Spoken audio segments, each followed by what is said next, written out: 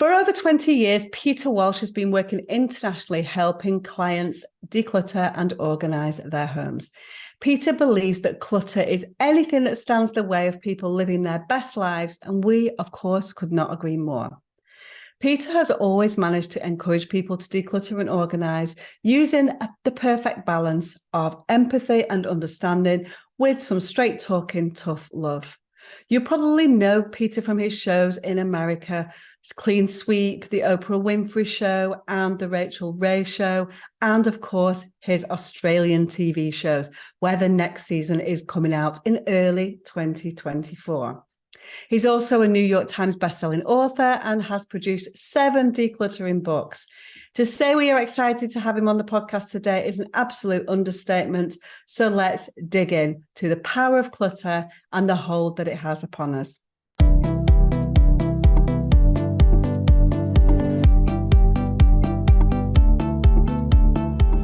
You're listening to the Declutter Hub podcast, bringing you tried and tested, no-nonsense tips and advice from the leading experts in decluttering and organising your home. Now here's your host, Leslie Spellman.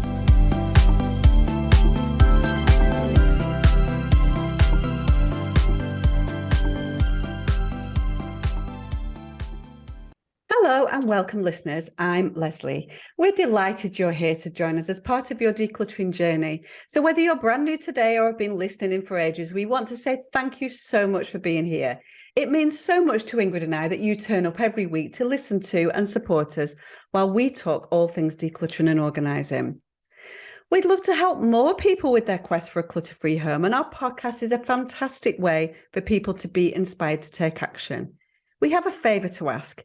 If you like what you hear, be sure to hit the follow, subscribe, or like button on your podcast player. Share us with your friends or share your thoughts on the podcast by leaving a review. Peter Walsh, very excited to have you here today. We're real fangirling. Ingrid is not here. She's absolutely devastated that she's not here. And we couldn't quite believe when we asked you to come on the podcast that you would come on to the Declutter podcast. So we're so excited. You're huge. Oh, it's absolutely my pleasure. It's absolutely my pleasure to be here. Thank you so much for inviting me. Oh, thank you. So before we came onto the podcast, you were like, I can't believe you're actually in my world. Well, first things first, we've got loads and loads of Australian and New Zealand people in our communities, and they're always talking about you. They talk about your TV shows, they talk about everything else, and we all feel a bit devastated because here in England, we can't really get them. I'm right in thinking a lot of your Australian programs that you're on at the moment, we can't get them here and they can't get them in North America, right? No, it's interesting. I've just come back from Australia, actually. I'm just back in the United States. I live half my time in Australia and half my time in the United States. And I've just come back from shooting my 4th season of my series Space Invaders, which is incredibly successful in Australia. And while it has been released in a few areas in Europe, and it has been released in limited release in Canada, embarrassingly in areas in French-speaking Canada under the title Ménage à Trois. Yes, exactly.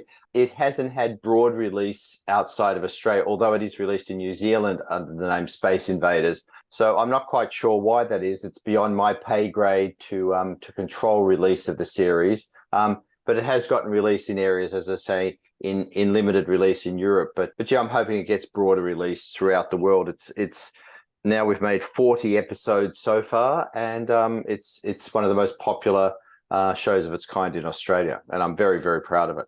And I want to talk about that a little bit later and unpack the whole TV show situation a little bit later in the podcast. But for now, I think the reason why Ingrid and I just, you are the sort of guru. I'm not going to start being sycophantic and stuff, but you've done a lot of work, you've done a lot of TV shows. Mm-hmm. So it's not really about that side of it. It's more about your mantra when it comes to decluttering, because it's so aligned to the way that we teach. Uh-huh. And so we've probably stolen loads of your lines, to be fair, over the years without knowing about it. But let's dive straight in. So at the Declutter Hub, we call ourselves emotions-led decluttering. So we're very much, it's not about the stuff, it's about the emotions that sit behind that stuff and unpacking it. And so I'm sure we're going to have a great conversation today, talking a little bit more about what we talk about every week on the podcast. So let's dive straight in. Why do you think clutter has such a huge hold on us? Well, I first started working in this area more than 20 years ago. And when I started on TV in the United States, I was one of the show I first did in the United States was called Clean Sweep. Right. And it was one of the very first television programs to present decluttering, I think, on a broad scale.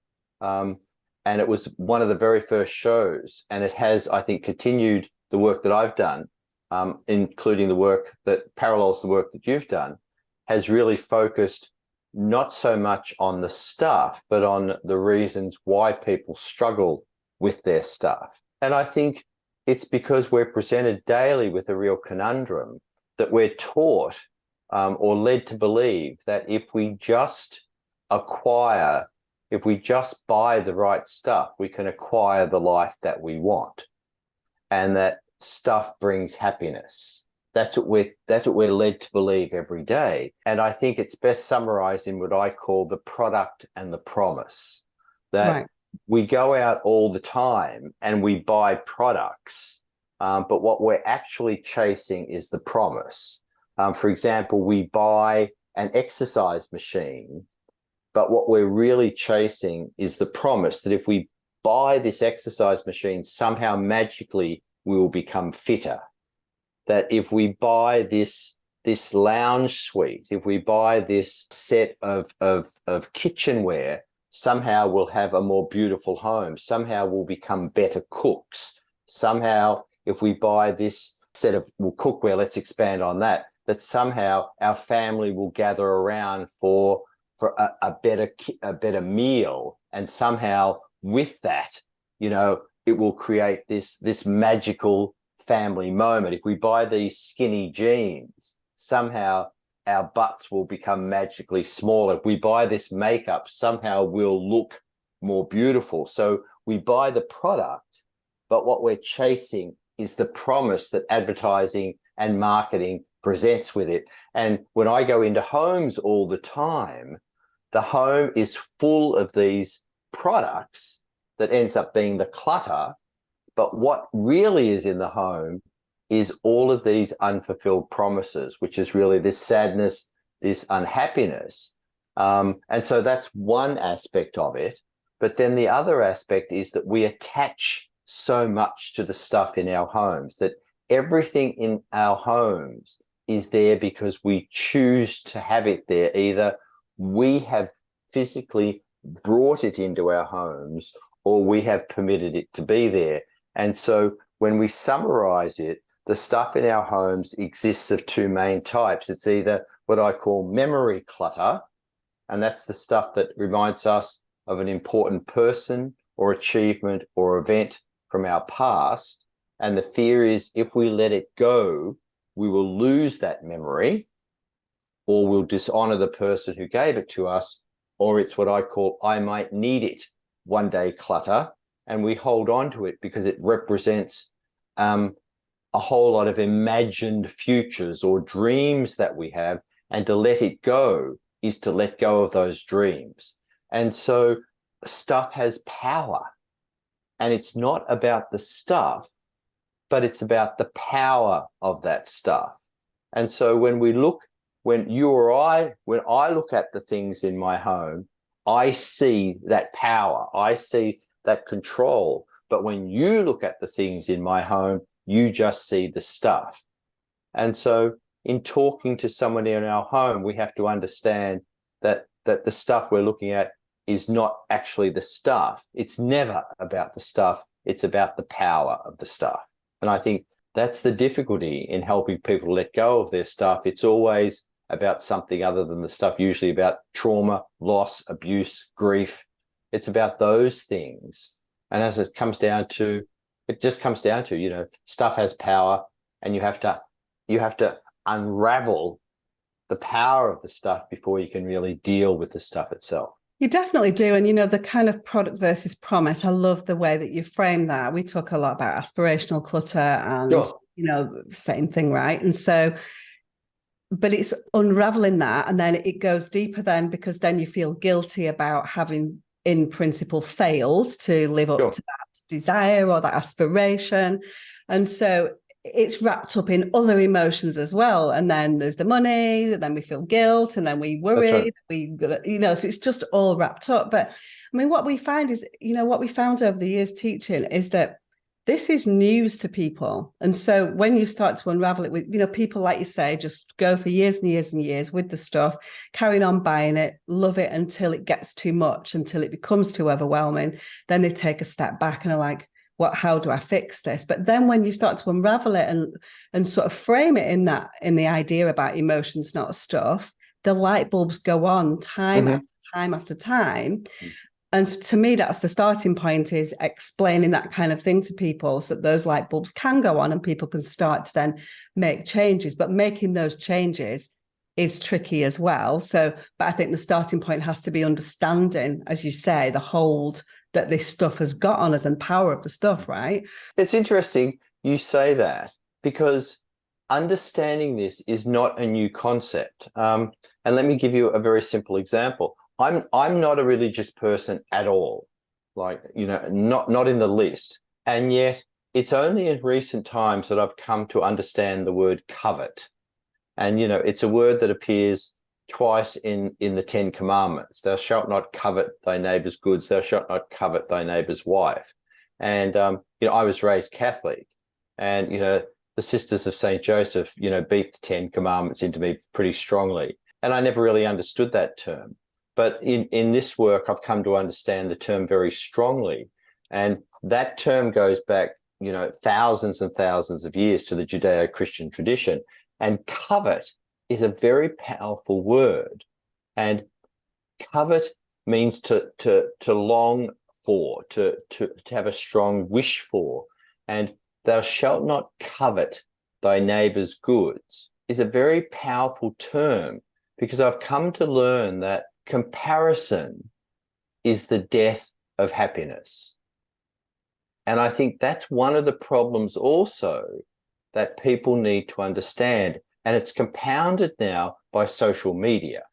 And I think that's part of the thing that we're caught into, particularly with advertising and marketing, that we're constantly placed in a position of comparing ourselves to others, of coveting what others have.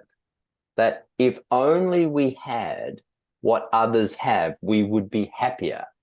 So we're constantly taught to covet. We're placed in a position of coveting what others have. And social media is totally about coveting what others have. We're constantly put in a position of seeing others in a better place, with better clothes, having a better holiday, being better made up, having a better time. And it's all fake. There's nothing in social media that is real. Nothing. And there's nothing social about it. It's all artificial. And yet that is what we're all now taught to long for. And that is part of the problem that I think as professional organizers, we're fighting against. That people are constantly coveting what others have. And as I say, comparison is the death of happiness. And that's part of the nexus that we have to break, that people are comparing what they have. And in making that comparison, we constantly fall short. And in falling short against something that is not real, we are constantly unhappy. And that's why there's this universal feeling of not being good enough, of feeling unhappy. The stuff that we have never meets this false standard, and people are never happy. People want more. They want the next thing. And this ties into this advertising and marketing concept that if you just buy the right thing, if you just buy that thing that you're coveting, you can acquire the life that you want. And so it's this endless grind to get to the next thing. So you fill your house with these products, you chase this promise, you can never get there. You constantly get there. And of course, what we've also got is we've got a clash. A lot of people in our world are a little bit towards the older side of things. And so then you've got this clash between the kind of make, do and mend era that we have. And so don't let anything go because it will always be good and all that. It's always got a use. And then you've got this consumerism side of it that kind of came in the 90s, 80s, 90s, really. And then you've got this clash. And that's where these clutter problems really come to the fore, isn't it? But it's much worse than that. It's now the whole fast fashion thing. It's now it's now a planetary problem where there's this whole production of fast fashion. It's now this whole production of plastics that are now destroying the planet, that we all now, including professional organizers, now buy into, buying plastic products to store stuff in our homes. We all buy into this. Each of us now, every person on the planet now is consuming every 2 weeks this amount of plastic, a credit card size amount of microplastics. You and I are consuming this amount of microplastics into our body every 2 weeks. Wow. Every 2 weeks. And the amount of plastics are projected to increase threefold over the next 20 years. And fast fashion, these clothes, the clothes that are being produced and then worn for 3 months and then dumped, fast fashion, they're destroying East Africa. They're all being sent en masse to East Africa and are being dumped in the oceans. Like it's the production, the mass production of stuff, of clothes, the plastic toys that people are buying for their kids. It's all this stuff that is being mass produced on the planet. That is part of the problem as well. It's not just a stuff problem in our homes. It's a planetary problem that all of us are buying into. Do you think then, it's interesting. So do you think, and I definitely see that massive rise. Mm-hmm. It's still going, of course it is. Do you see it decreasing with people's awareness of sustainability? No, I think we're doomed. No, I have a very dismal view of it. I think we've screwed with, I'll be blunt. I think we've screwed with the planet long enough, and I think this planet's going to screw us back. That's my view. Right. Look around. All the signs are against us. And, I know we're supposed to be harbingers of good news. I think the signs are all against us. That's my view. I just... You've had enough of consumerism for sure. I think I think you're right. It's so hard to see, but you kind of cling on to the idea. And certainly in the professional organizing world, we have to be so mindful of recycling, but maybe it's gone too far, and that's just kind of papering over the cracks a little bit. And we're not quite gonna get there, or I don't know. It's too hard to sort of think about, really, isn't it? Because it's just. I think it's now about. It's not about what's in our homes anymore. It's now about stopping stuff at the door. I think that somehow, we have to stop stuff at the door. It has to be about, single-use plastics. It has to stop. But I just don't see how that's going to happen. Even, we have third world countries, in first world countries, we've been happy enough to use fossil fuels. We've been happy enough to use fossil fuels to get where we are. And now, we're happy enough to say, well, they have to find some other way to develop. And yet we've been happy enough to use fossil fuels to get where we are.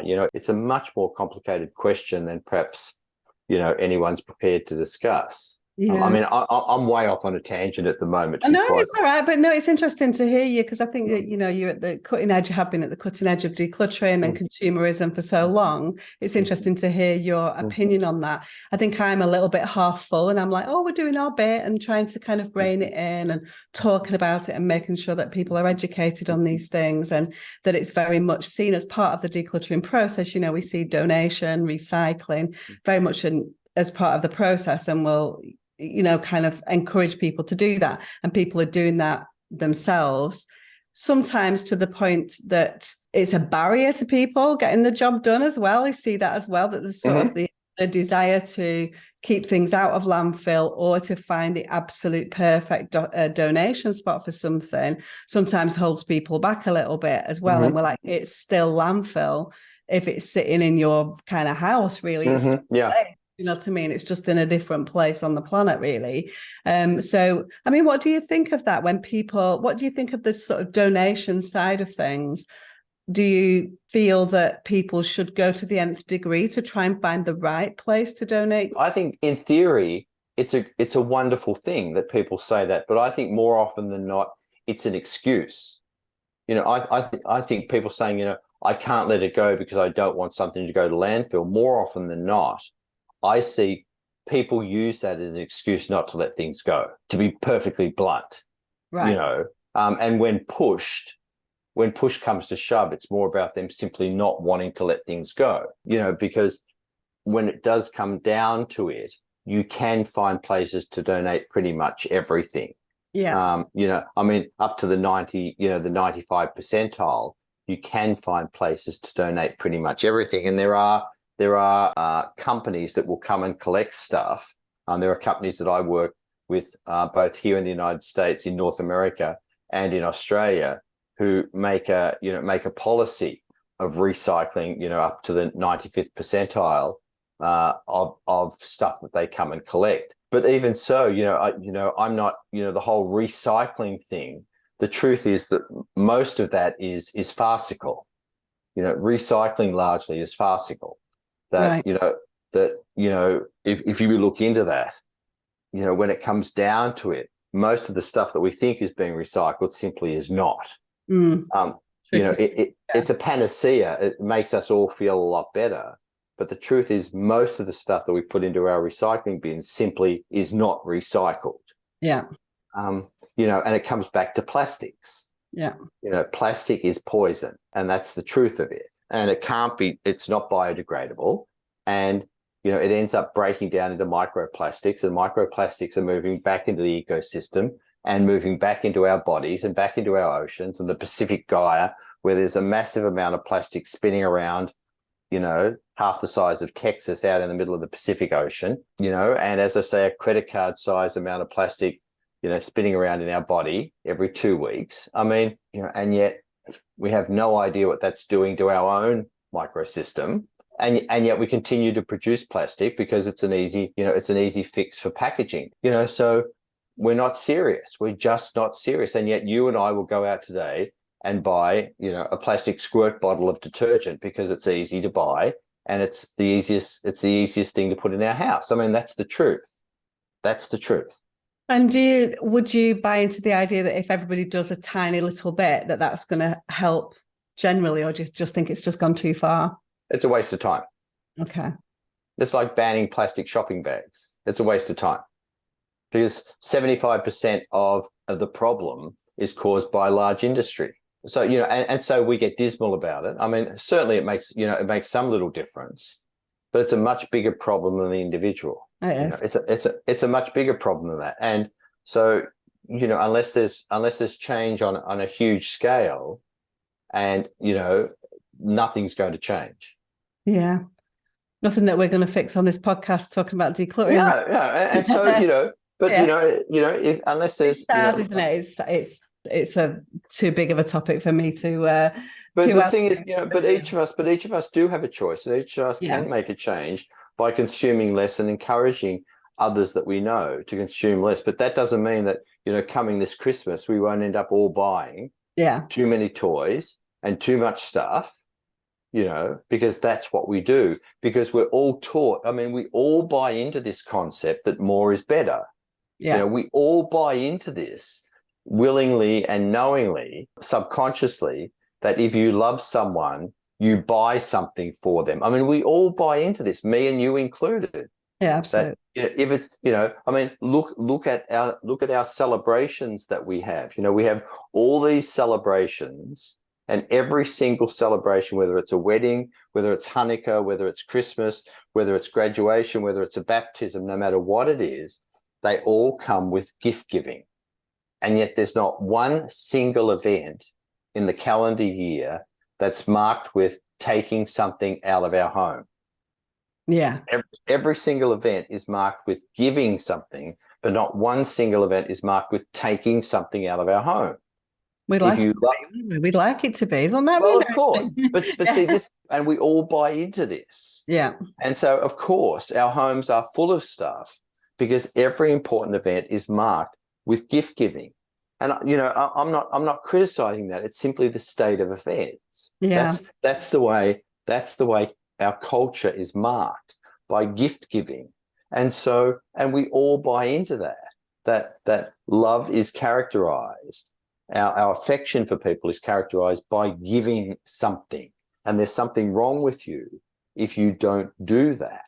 And so, it's the way our society has been constructed. It needs a whole societal shift to turn that around. And it's much bigger than you're right. It may start small, but you said the light bulb has to go on, and that has to happen for everyone.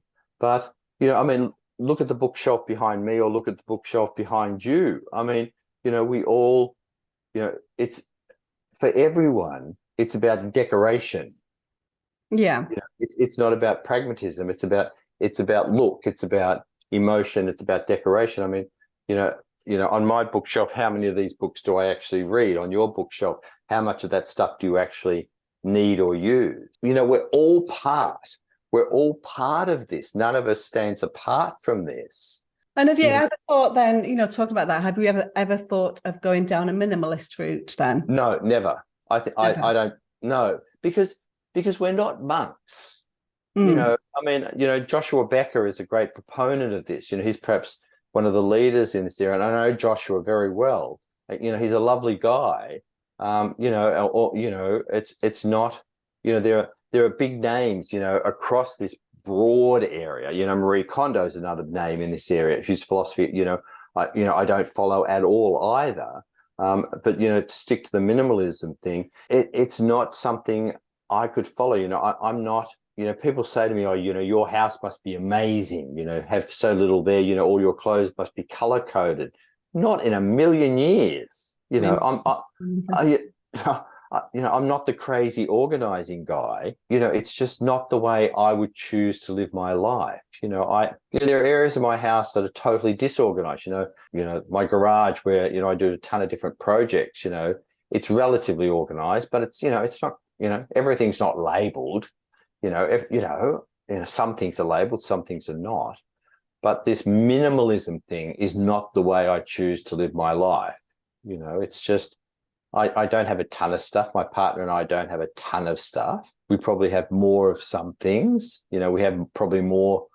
I was actually looking, I just got back a couple of days ago from Australia, and just last night I was looking in a cupboard in the garage. We probably have more plates and glasses because we love to entertain than we probably should have. But it's like, I'm okay with that, because on the occasion where we might, have a dinner party for 20, 30 people, we use those. Yeah. So, we have the stuff we need for the kind of life we live. Absolutely. And that's the most important thing. Yeah. So let's pop to a break and let's come back in a moment and let's try and unpack a few more emotions related to clutter. Okay, welcome back from the break. We're talking to the lovely Peter Walsh, and we're talking about all things about consumerism, plastics. We're talking about minimalism and whether that's a good thing. We've touched on Marie Kondo. We may come back to her later. But I want to just delve back into the emotional side of clutter that you talk so well about, because you found this great balance, Peter, of a bit of tough love interspersed with a nice empathetic tone. And that seems what has made you, right? So you're not scared to say tough things to people. We're kind of generally in the Declutter Hub, you're going on a journey, be kind to yourself. But then sometimes when we see that people are not making the progress that they need, we'll kind of fly in there with a little bit of tough talking on occasion. This is all online, right? Which is different as well, working one-to-one with people.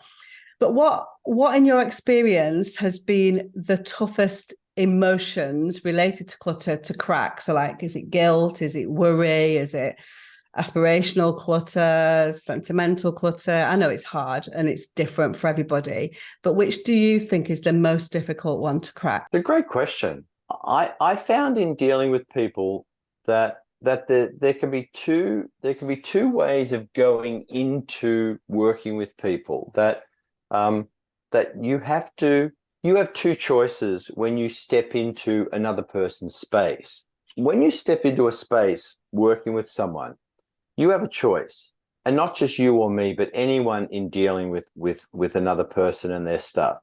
You can choose to judge someone. And the moment you choose to judge someone, and it's the easiest response, you put a barrier between yourself and that person. And in judging someone, what you're saying to them is, I am separate from you. I'm different from you. And in some ways, I'm better than you. That I don't suffer from whatever it is you suffer from. Or you can choose to be empathetic. And in choosing to be empathetic, to show empathy, you place yourself in the same circle as that person. And I've found that if you show empathy, you can say pretty much anything you want to that person. And that's perhaps been one of the most amazing things I've discovered over the years, that in not judging, I've found that I can say pretty much anything to the person I'm working with. And so the toughest thing, the strongest thing that I bring to a discussion with the people I've worked with, I only bring two things. I keep saying this. The two things that I bring in my work, working with other people, are a helping hand and a mirror. And if the person I'm working with isn't ready or isn't prepared to do the work, there is nothing that I can do. Yeah. That, they have to be, I can't change another person. I can't change someone else. You have to want to make those changes yourself. And so my job is simply to help them any way I can, and to hold up a mirror to them and reflect back to them what I see. And it was my partner who actually said this to me once, and I think it was one of the greatest insights I've ever had, that my role is often to give people permission that they won't give themselves, which I think was a really great insight on his part, that people often won't give themselves permission to let go of something, or to accept the fact that they have been hurt by someone, or that something that they've held on to was aspirational, and that aspiration is no longer real or valid in their life. And so that they have permission to let that go. But they could never give themselves that permission. But by me saying to them, it's okay now to let that go. And as I say, working with a professional organizer, either one-to-one or online, gives people that empowerment, I think. And so you have it. Yeah, we have people, we've definitely seen on a one-to-one basis where people are like, you're stood next to me and I've been looking at this thing for 3 years, but just because you're here, exactly, I'm able to make that decision. So I see it in a context of one-to-one. We also see it in our Q&As. It's whether we have a membership, and every 2 weeks with us for questions and ask us more deeper questions about their individual circumstances. And quite often we'll get a question and I know that they've answered it and they know the answer to that themselves. Just need us to go, it's okay. And then they go, that's it. Leslie and Ingrid said it was okay. Off it goes. It's just like, so people know it themselves, but just need to push through that final hurdle. You're saying exactly the same thing I'm saying. You give them permission that they won't or can't or are unable to give themselves. And it's one of the wonderful mysteries of what we do. Yeah, absolutely. That being an empathy is in there, that you're saying to them, I'm in this with you and I understand this with you. I'm not judging you.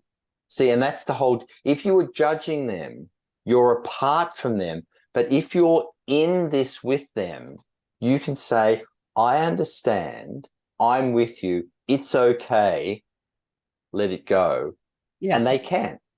And so I don't know the answer to your original question, but I know that being there with someone and holding their hand and giving them permission that they can't give themselves is a really magical moment. Yeah, exactly. I think it's the non-judgment side of it is so critical. And when people, I've got a team of organisers that go out and work around the northwest of England, and the skills that I'm looking for are coming from a background of empathy, care, understanding, mental health, probation work. The fact whether or not they can fold a pair of knickers is irrelevant to me, because that can be learnt. It can always be learnt. But to be able to interact one-to-one with somebody who's got nothing and is, well, they have got stuff because they've got loads of stuff in the house, but, feel like they've got absolutely nothing, need to cling on to everything, or working with a multimillionaire the next day who's just got an excess of stuff just because they could.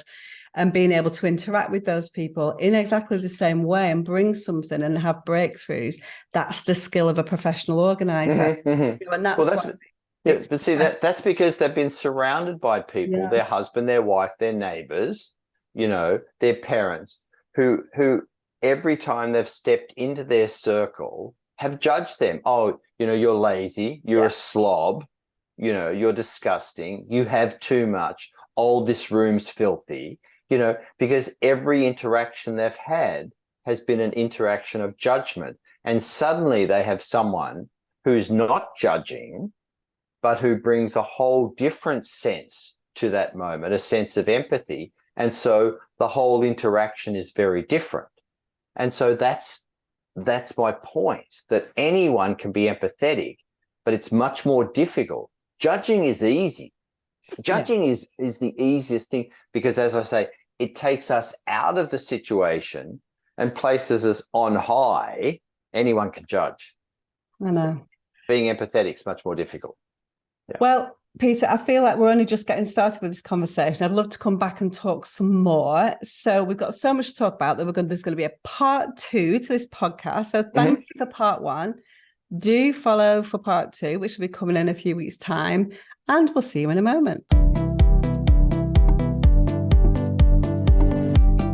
Thanks so much for listening to the Declutter Hub podcast. Don't forget to subscribe to us in your podcast player so you don't miss an episode, and we'll see you next week.